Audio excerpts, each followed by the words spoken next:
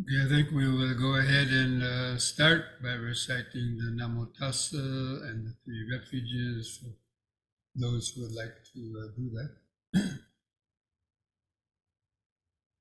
Namo Tassa Bhagavato Arahato Samma Sambuddhassa. Namo Tassa Bhagavato Arahato Samma Sambuddhassa. Namo Tassa Bhagavato Arahato Samma Sambuddhassa. Buddhang Saranang Gacchami. Dhammang Saranang Gacchami. Sanghang Saranang Gacchami. Dutiyampi Buddhang Saranang Gacchami. Dutiyampi Dhammang Saranang Gacchami. Dutiyampi Sanghang Saranang Gacchami. Tatiyampi Buddhang Saranang Gacchami. Tatiyampi Dhammang Saranang Gacchami. Tatiyampi Sanghang Saranang Gacchami.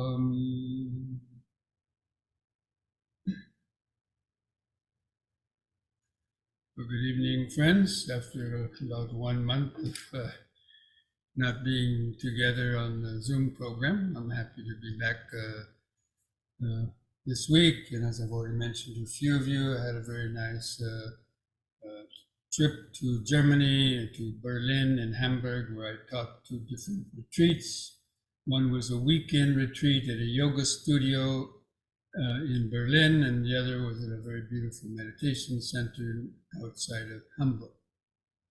And the retreats were well attended, and I hadn't been back there for 6 years, so as I had mentioned, they were very happy that I could come back. They celebrated my birthday there in both Berlin and Hamburg. So I hope you're all able to read the attachment and the material on the sensory cognition that I sent out.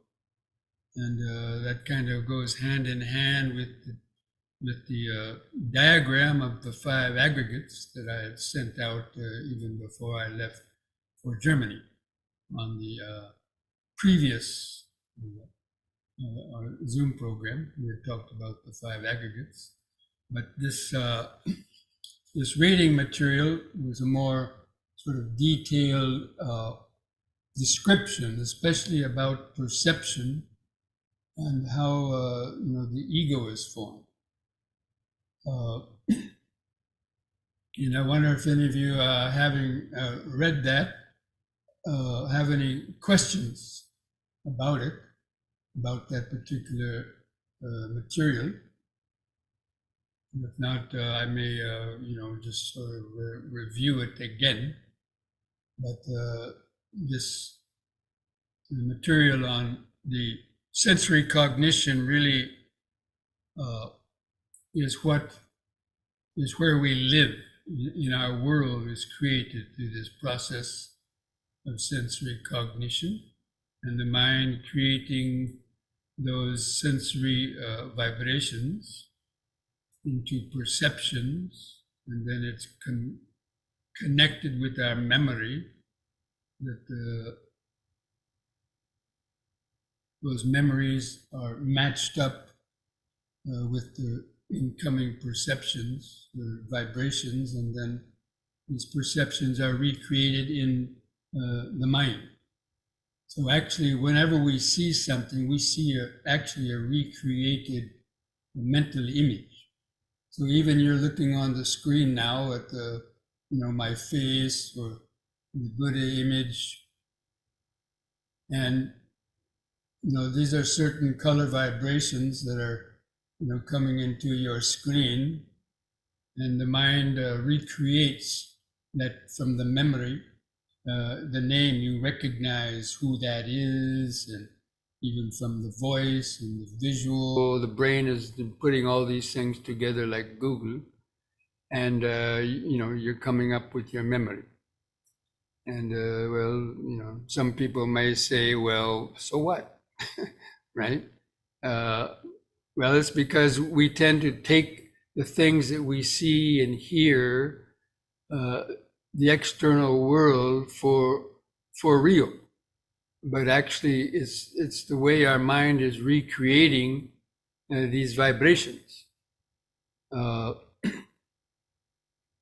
And there's nothing wrong with that until we start excessively clinging to these perceptions, and also the ideas of like and dislike, pleasure and pain that are associated with whatever we are seeing, hearing, tasting, smelling, touching, and thinking about. And even our sense of ourself, the ego, as we've talked about many times, is recreated from moment to moment as well, through the identification and the memory and identification to these objects from the past that are being recreated in the present moment. And so the connected likes and dislikes, pleasant or painful feelings connected with objects that are coming into us now, basically the mind is recreating those.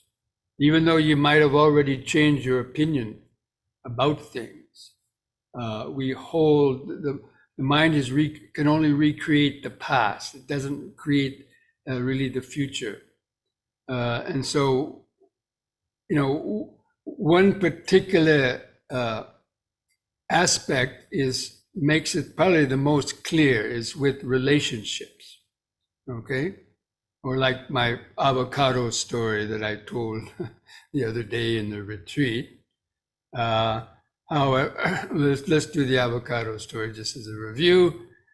So when I was young, I hated avocados, and every time I saw them, this memory of not liking them came up and caused me to have negative reactions. But later on, when after learning meditation many years later, I changed my mind about the avocados. And so now when I see avocados, they don't produce a negative reaction in me like they used to, because I changed my mind about them. But a lot of people don't change their mind about certain things, and they remain stuck in their likes and dislikes, and it limits their life. It limits their enjoyment of the world, because they're trying to recreate the past when things have already changed. And so people are living in the past. And with relationships, okay, you might have had a relationship with somebody and really liked them a lot, but because of certain circumstances, people change, you change, the other person changes, and you stop liking them. So what used to produce a pleasurable feeling in you, now later on, may produce a painful feeling in you. So this shows that the object itself doesn't have any inherent, pleasure or pain connected with it, or like or dislike. That's what we have created in our mind due to so many various contributing factors. So that's what's important. I mean, you might say the whole practice of Dhamma really focuses on that point. And even the practice of Sila and the practice of meditation, it's all about learning how to change our mind in its relationship and reaction to the present moment sensations and things that are coming through us. And changing the way you react to things. So following the precepts helps you to kind of change your physical reactions to things like speaking and acting with the body. But the mind, changing the mind's attitude takes a lot longer than sort of controlling the outer physical reactions. And it's changing the mind's reactions, which really only the practice of meditation can really sort of reach the unconscious parts of the mind where, those habits are sort of located or stored, even though it's not said they're actually stored in any one location. It's sort of like the cloud. We have a lot of stuff stored on the cloud, right? But we don't know where it is. Somebody knows it's in a warehouse in Maryland or in Virginia, but the average person doesn't know where that is, So the same way as, with all of our memories and past reactions and so on, or karmic impressions, we say, they're stored in the unconscious mind, so to speak, but even that is kind of an approximation. Anyway, it's a mystery, but nevertheless, it's a real phenomenon. And so, especially understanding that mental process is really the key, especially in Vipassana meditation. Now, you see, in practicing samatha and practicing concentration, the popular idea about meditation is you want to find peace of mind. So you focus on a particular object like your breathing or on a Buddha statue or maybe something else. And, if you succeed in concentrating on that and not allowing wandering thoughts or sleepiness or hindrances to come over, then you could reach a very deep state of inner tranquility. That's because the unconscious mind has kind of been suppressed temporarily. But then when you come out of the meditation, then the unconscious contents of the mind have not been really changed. And that's why only in the Vipassana style, or the 4 foundations of mindfulness in the Vipassana style of meditation, which doesn't shut out the world, it doesn't suppress the unconscious mind. You stay awake and alert, and even while you're meditating, while you're gaining tranquility on the breathing and keeping in touch with, in the present moment, grounding your mind in the present moment, you can still hear sounds coming and going. You can still feel pain and pleasurable sensations, the aggregates. You can perceptions will arise, but you're no longer reacting to them.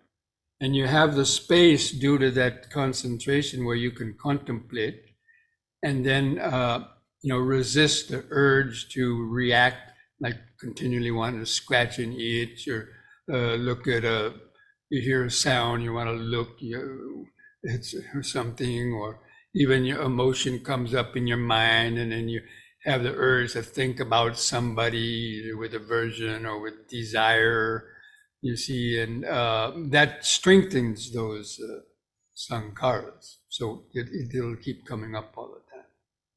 So it's only through understanding how the mind has created these perceptions that we can change the way that we perceive, but only through having developed mindfulness and concentration, and also wisdom. Like in the case with the avocados the story that I mentioned. Okay, when I heard it was possible to change our ideas about likes and dislikes when I was in India, because my yoga teacher was extolling the virtues of avocados, and I was thinking, I should really like avocados. I should get to like them because, they're good, a fruit and so on. So I, kind of forced myself to change.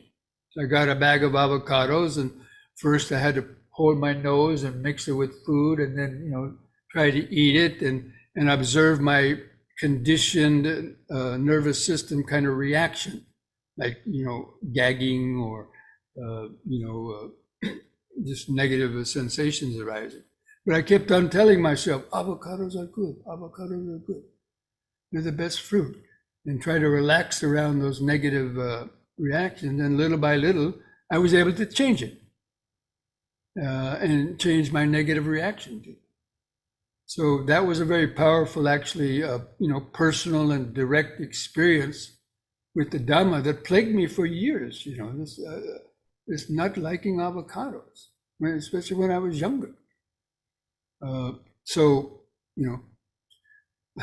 If I could do it for avocados, I could probably do it for a lot of other aversions or dislikes that I may have had when I was younger. So anyway, that's why, but it's only through, the right understanding. You have to also, right understanding helps to understand how our mind has gotten conditioned and how it limits us to our experiences.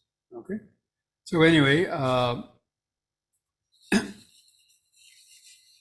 that's the main thing that I wanted to mention about, in this article.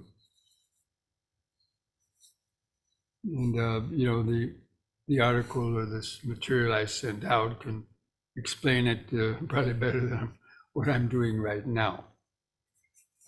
So anyway, if anybody has any more questions on that, if not, we'll, go on to have our meditation practice. But or any of the 5 aggregates, if you have any questions or any kind of discussion about the 5 aggregates, please, you can raise your hand, and we still have some time for that.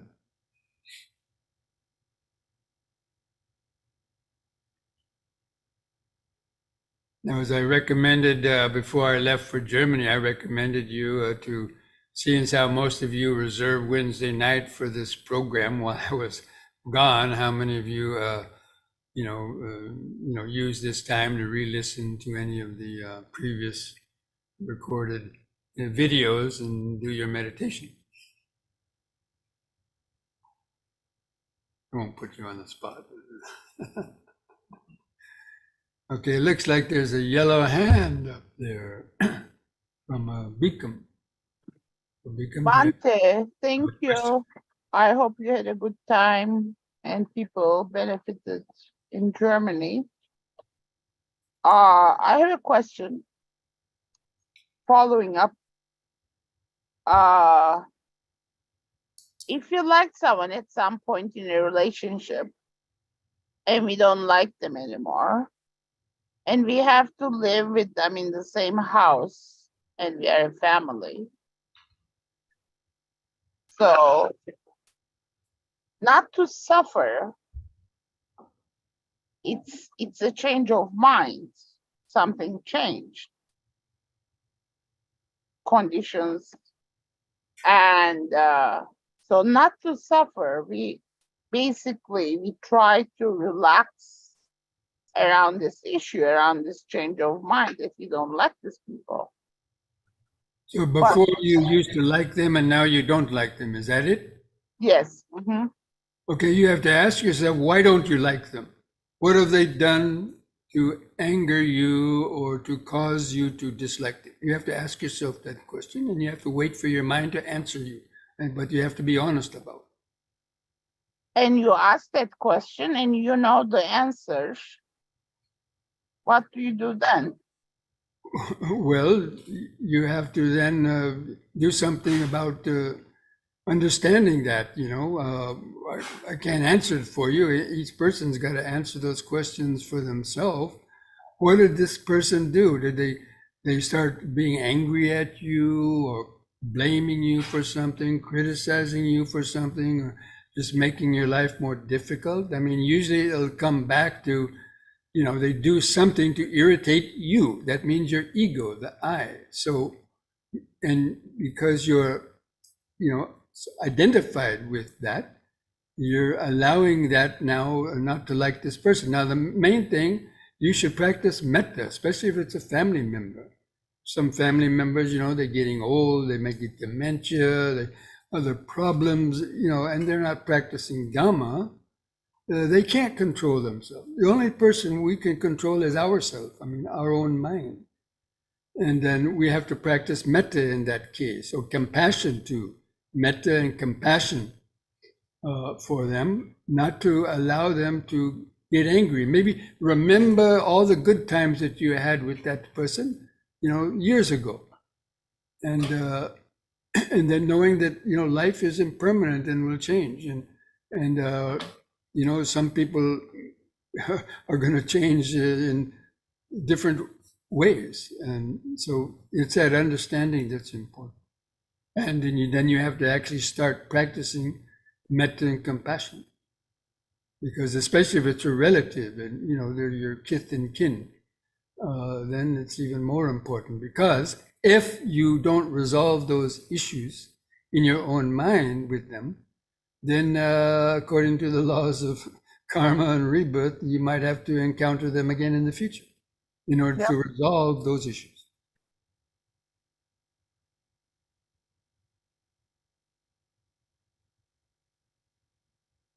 What if what they did was a big cross of the precepts?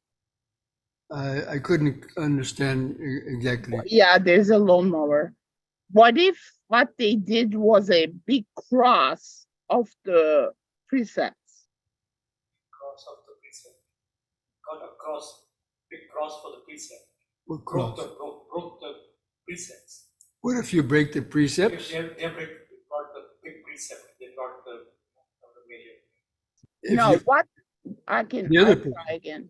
What if what they did was what if what they did was a big let's say mistake, or I don't know how to say, against the precepts? Well, are they a Buddhist? No. Well, then they're not following precepts. So you have to take that in mind. A lot of people are not trained. They might follow another religion that may have similar precepts, but even people they take precepts, but they break them because they haven't controlled their mind. That's the point. Even though we take precepts, we may break them, but you have to make a determination. Of course, you're talking about the other person now. We can't control what the other person has done. They've done that. We can only control our reaction to it, and we can't force them to change. They're not going to change. If they were going to change, they would have already probably changed, especially if they're already older. Thank you, Bhante. I'm sorry, the only person we can change is ourselves, and even that isn't easy, as you already know. Yep. And only the Dhamma and a very strong commitment to the practice of Dhamma is going to, do that. So metta, in your case, you have to practice a lot of metta and compassion, and try to put yourself in the other person's shoes. They've been, for 50, 60, 70 more years, people have been conditioned by society and by the world at large. I mean, and if they don't have training, then that's why the world is in a big mess. But we as Buddhists, we have to take that as a challenge and not fight against the world, but to learn how to develop equanimity, metta, compassion, equanimity, and because the world is not going to change, only we can change.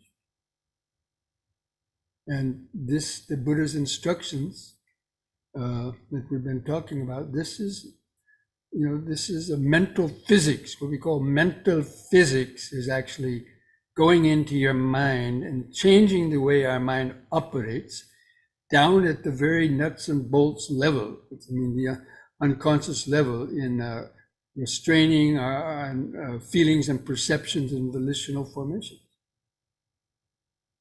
I mean, that's why, the Buddhist teaching is not for everybody. It's too deep. If you have the fortunate opportunity to hear the Dhamma and you're trying to practice, you're a small percentage of people in the world.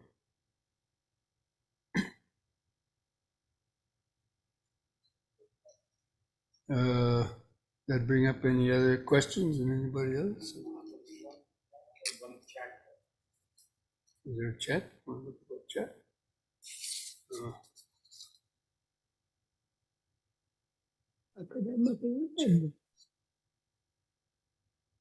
Okay, here's a chat. Who's doing that?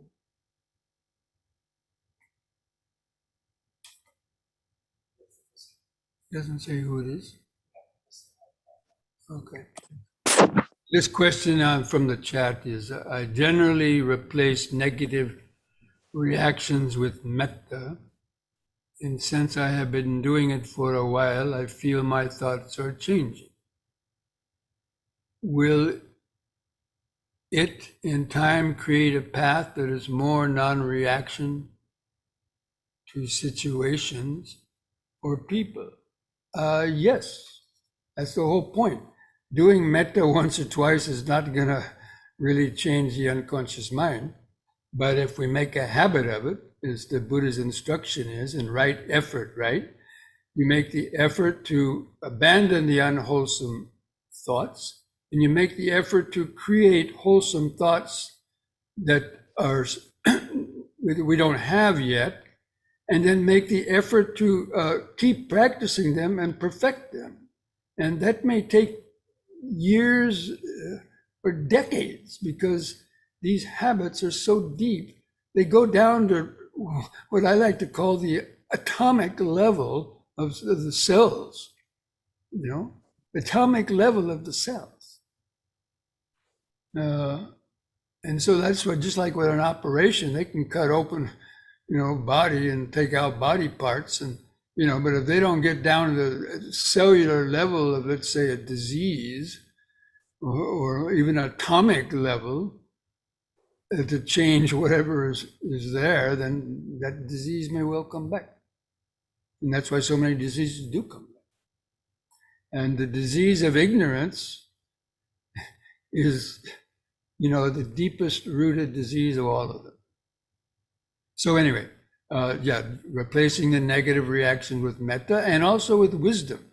It's not just kind of replacing it with metta, may they be well and happy, but you have to understand the depth of suffering that people are in, and have compassion for that too. And then you'd be able to practice some metta. But just using words and repeating words over and over without that a deeper understanding may have just a limited effect.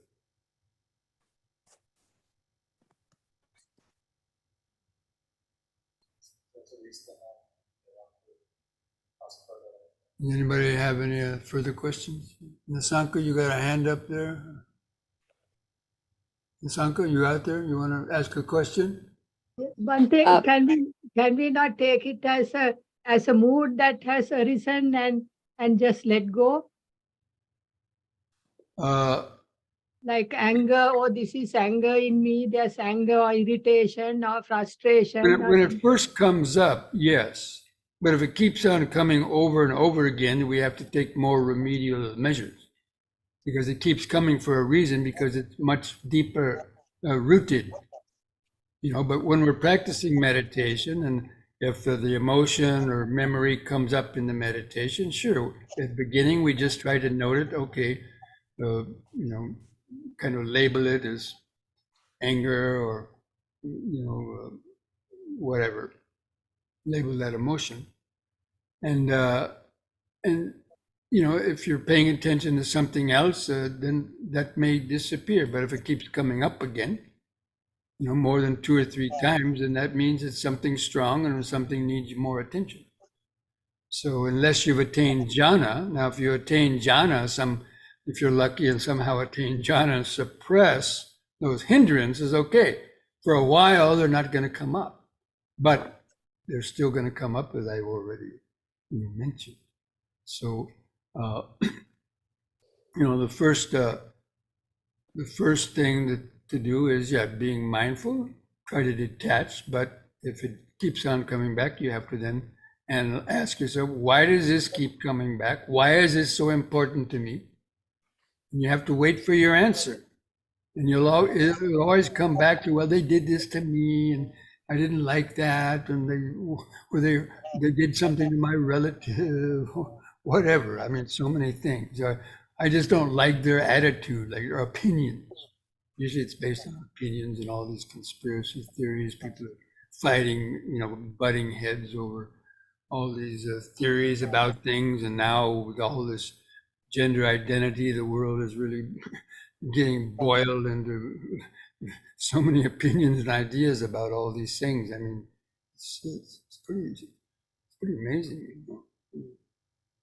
The world didn't used to be that complicated, I don't think. Okay. That answer your question, Hemanta? Yes, Bhante, thank you. Yeah, okay.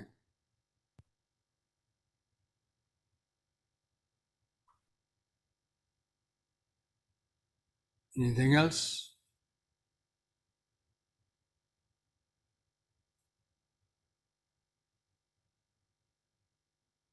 Okay, if not, then why don't we just take a few minutes and then come back and we'll do some stretches and have a nice meditation. Okay?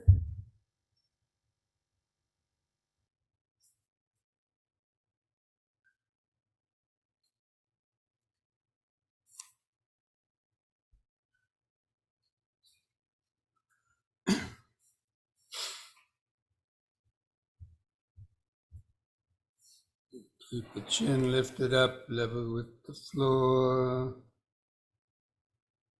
Gently close the eyes and try to feel the outline of the sitting body in the mind's eye.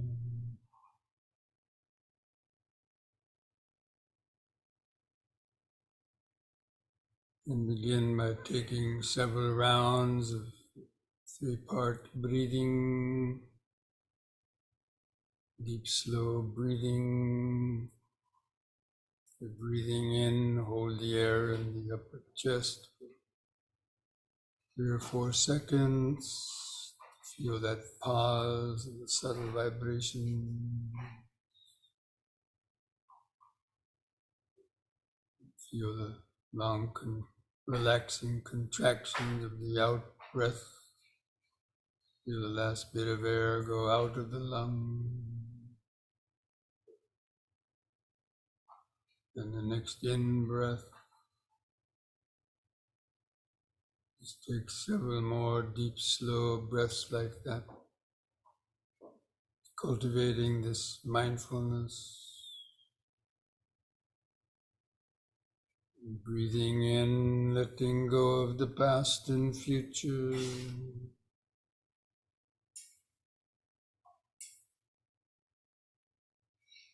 Breathing out, sitting here and now.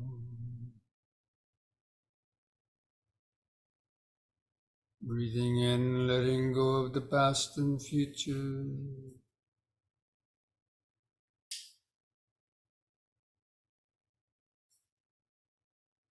Breathing out, sitting here and now.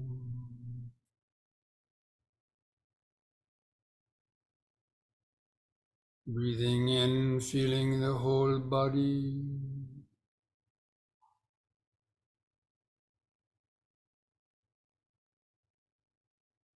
Breathing out, feeling the whole body.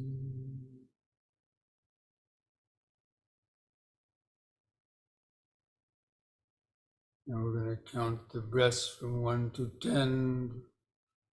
Try to develop a more continuous concentration on the breathing. Just keep the attention focused in the middle of the body. Feel the expanding and contracting sensation. With the next expanding in breath, mentally count to 1. Hold the air in the lungs 1 or 2 seconds. With the contracting out breath, also count to 1. Feel the last bit of air go out of the lung.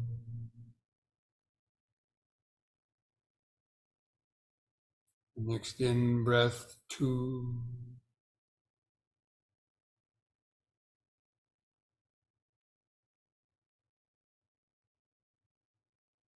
Out breath 2.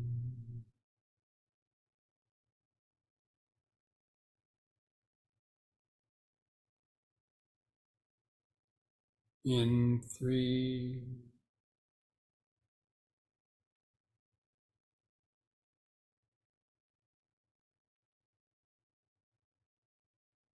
Out 3.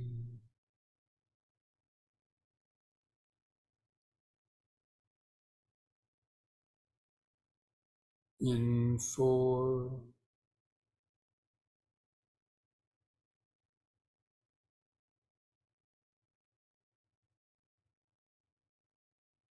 Out 4.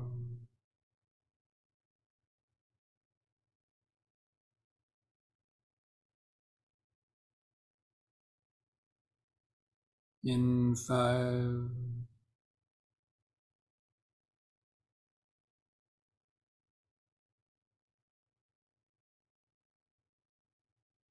Out 5.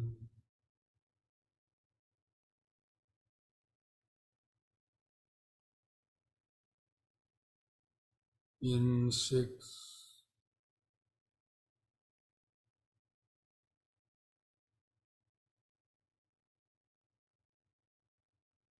Out 6.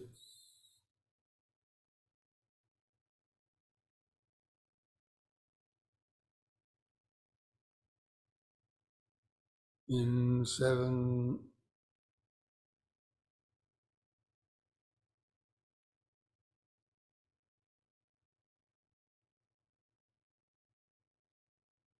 Out 7.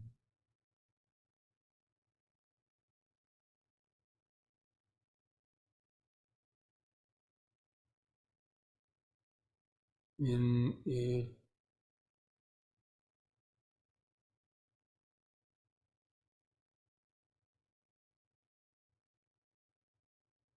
Out 8.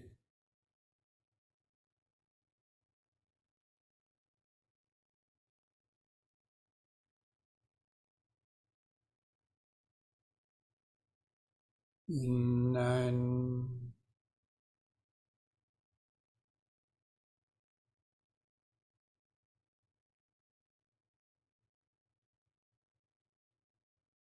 Out 9.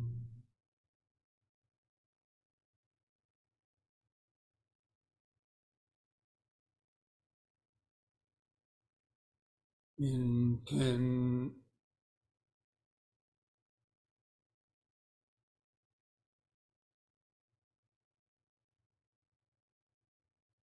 Out 10.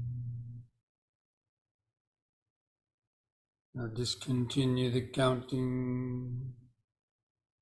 Let your breathing return to its uncontrolled, shorter, irregular rhythm. Continue to feel it, to observe it. Keep the attention focused on the abdominal, stomach, or chest area. Feel those shorter, irregular, expanding, contracting sensations.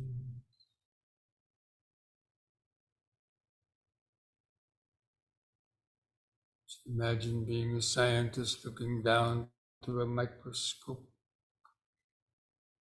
Now in that stomach, chest area, feel those subtler, expanding, contracting sensations.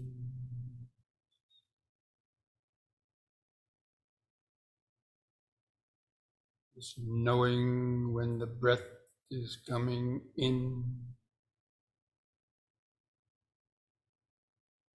and knowing when the breath is going out.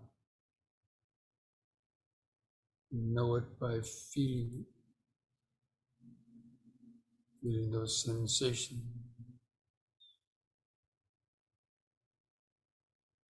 Try to feel the sensations of the clothing rubbing against the skin of the stomach, rib cage, and chest.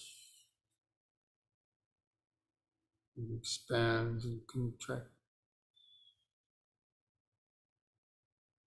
Will help you stay grounded, centered in the body.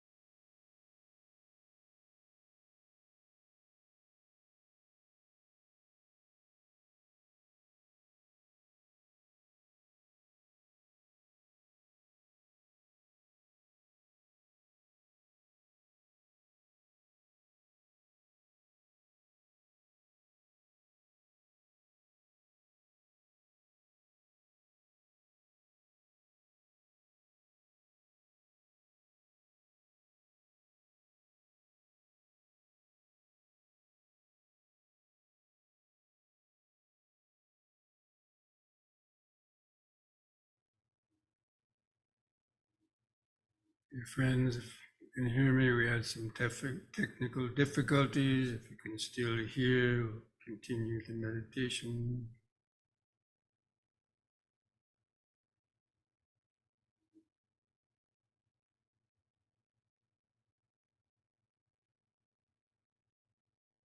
Keep following the breathing.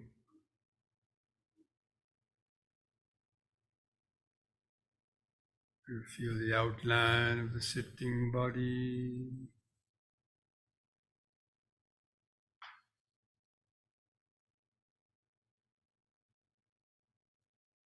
You feel the 4 phases of each breath cycle.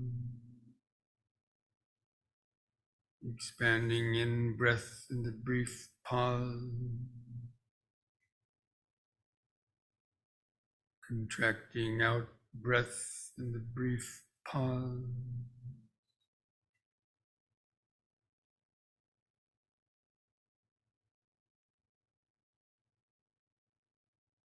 Breath by breath, moment by moment,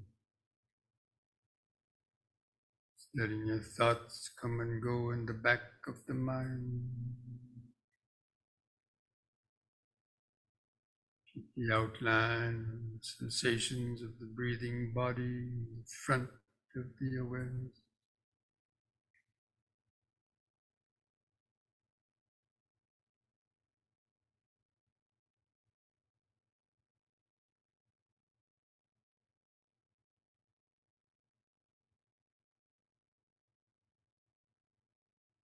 From time to time, take a few, 3 deep, slow breaths. Help keep the tension in the body.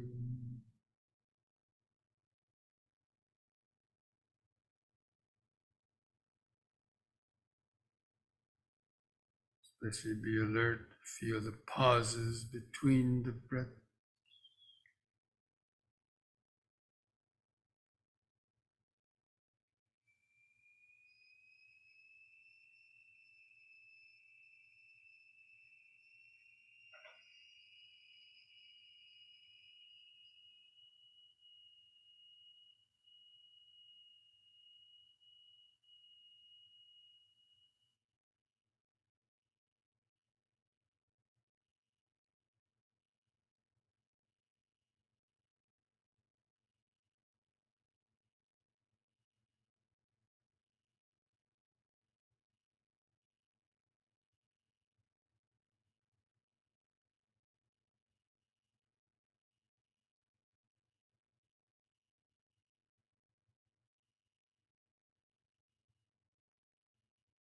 The mind becomes calm enough, even while feeling the breathing, notice other sensations coming and going in the body, around the breathing, clothing touching the skin, itchy, prickly sensation, pulse of blood or heartbeat.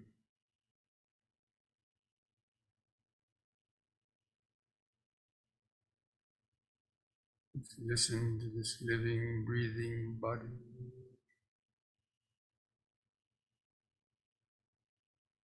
Feel that subtle aliveness in the body.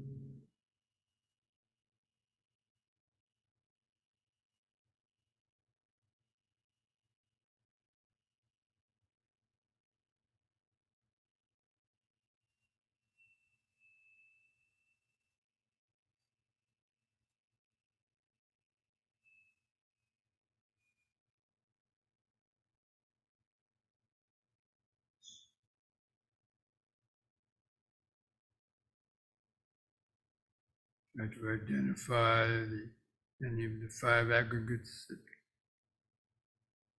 pull the mind's attention.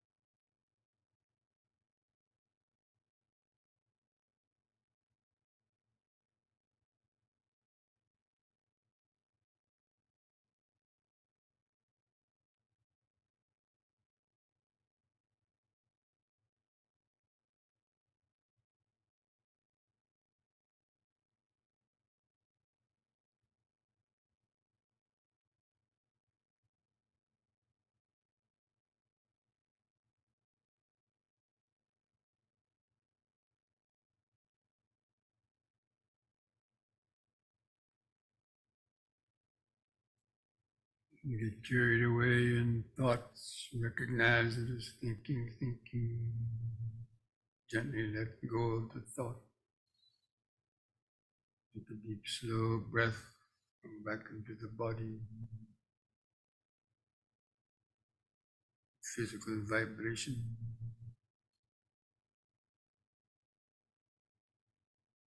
Breathing, other bodily sensation.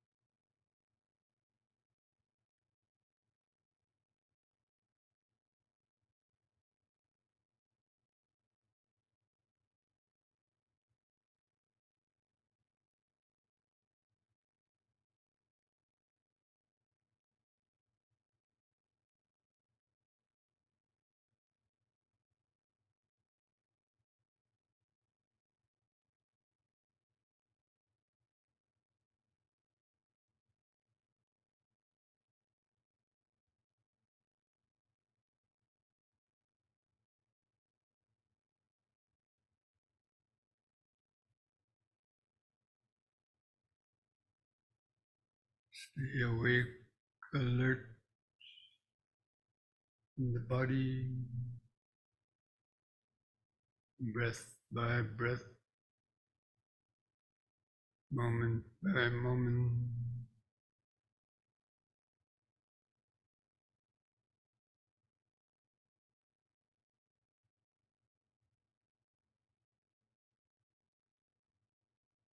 Be aware of the constant stream of subtle thoughts, images, urges going through the back of the mind, going through the space of breathing body awareness. There's two things always going on. There's the physical sensations of this body, this stream of mental activity, feelings, perception, thoughts, urges.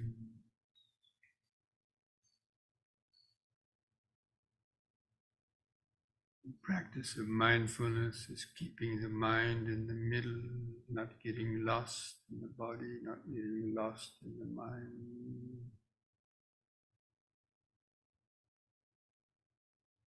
The awareness floating from moment to moment.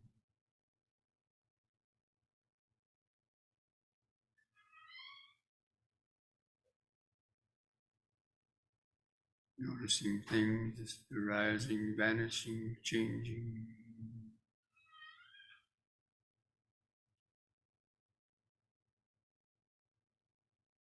Without getting stuck.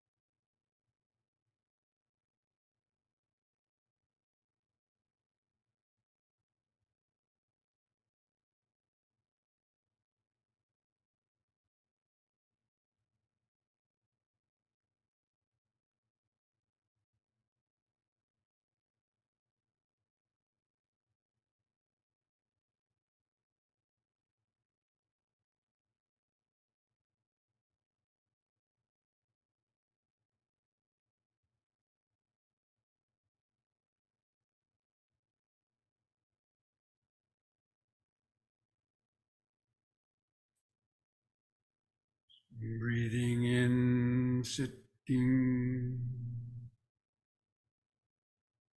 Breathing out, sitting. So many different sensations coming and going.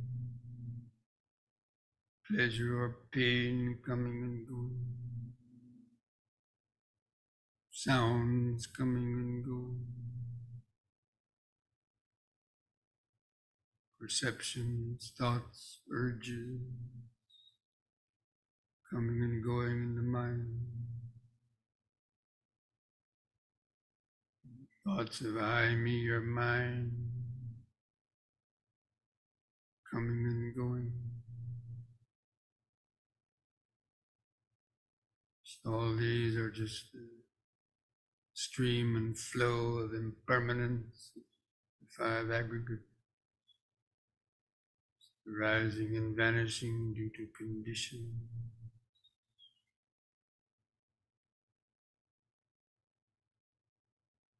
There's a space of body-centered awareness. This breathing body is the anchor to the present moment. We lose that connection to the breathing body, the present moment. The mind is easily distracted, carried away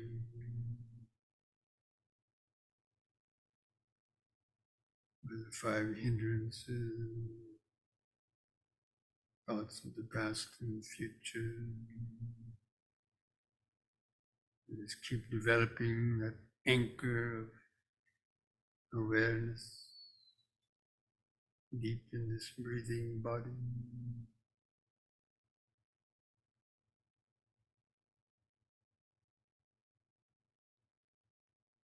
Feeling the subtle vibrations all over the body.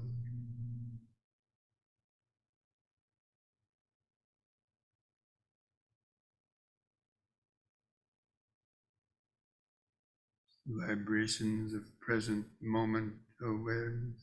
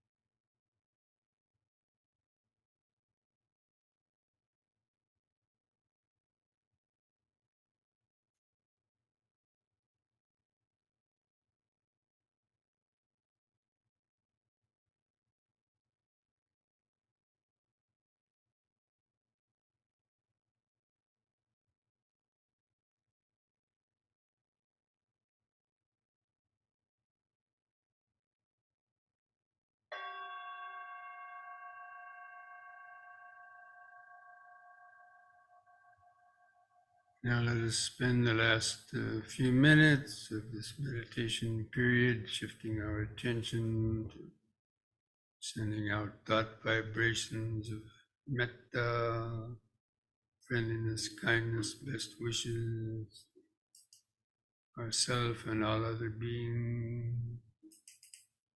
Just continue to observe your own body, breathing body, sitting there. Just look upon your own body and mind with a kind, friendly eye, compassion for weaknesses, problems that you're having. Let's take a few more deep, slow breaths. Breathe in and filling up your lungs, holding the air in the lungs for several seconds. Try to imagine that oxygenated blood cruising through the body, charging up the cells. There's a healing energy. Feel the relaxing contractions of the long out breath. Just try to feel that deep, slow breathing, holding in the breath like a healing energy. Just cultivate this train of thought. May I be well, peaceful, and wise,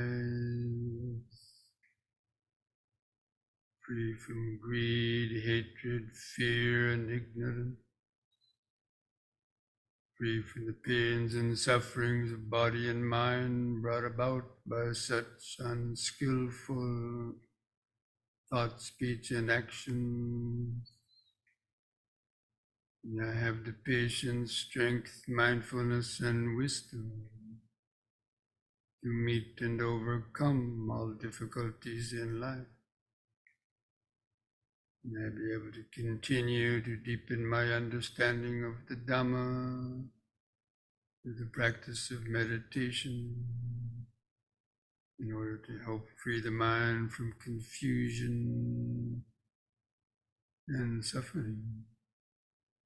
May I be well, peaceful, and wise.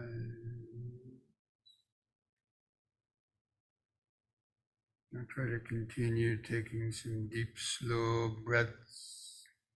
With each out breath, just imagine sending these friendly, warm thoughts, best wishes outward across the hills and valleys of your neighborhoods, going through the bodies and minds of all the beings, sending these thoughts to your family members and other friends. With each out breath, just imagine these life force, energy, friendliness, kindness, compassion going outward like a slow moving fog with the heat off of a wood stove. With each out breath, imagine these waves of metta going further and further outward in all 10 directions, across the whole state, the whole country, across the ocean, encircle the whole earth. These thought vibrations of metta along the lines of may all living beings, wherever they might be, whether living near or far away, large or small, rich or the poor, famous or the obscure, may all living beings be well, peaceful and happy, free from greed, hatred, fear and ignorance, free from self-created sufferings of body and mind due to their unskillful thought, speech, and action. May all beings have the patience, strength, mindfulness, and wisdom to meet and overcome all difficulties in life. May all beings have the opportunity to hear the teachings of the Dhamma, and to learn and practice meditation, to help free their minds from confusion and suffering. May all beings be able to live peacefully and harmoniously together, understanding the ultimate interconnectedness, interdependence of all things. May all beings be well, peaceful, and wise. May all beings be well, peaceful, and wise. Just like a mantra reverberating throughout space. Well, peaceful, and wise.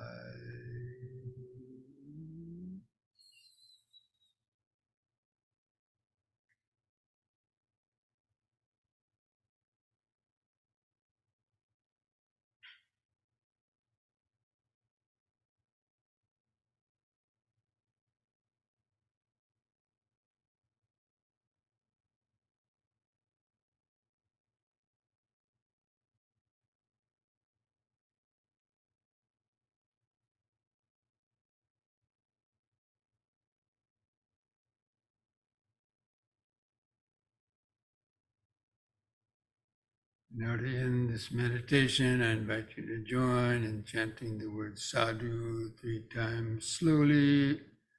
Do that chanting on a long out breath, feeling those vibrations in your body and mind.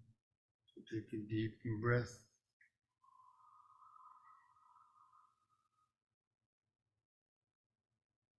Sadhu.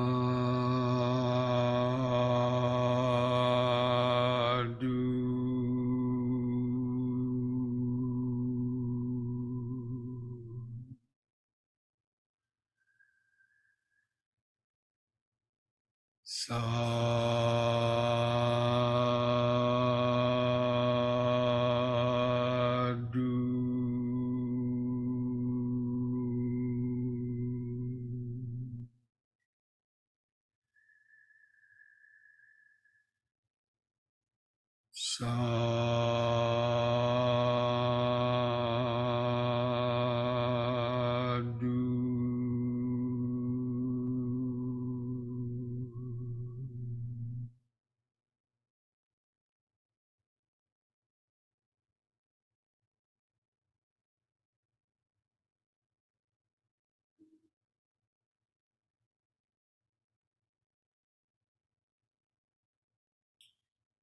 place your hands at the edge of your knees. Take one more deep breath. On the in-breath, stretch your head back. Pull the hands on your knees. Arch your spine. Hold it for a few moments.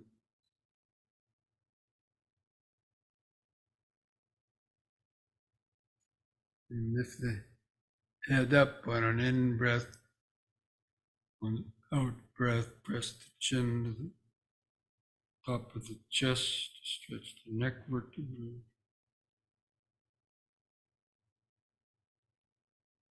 On the in-breath, lift the chin up level. On the out-breath, relax. Put a smile on your face.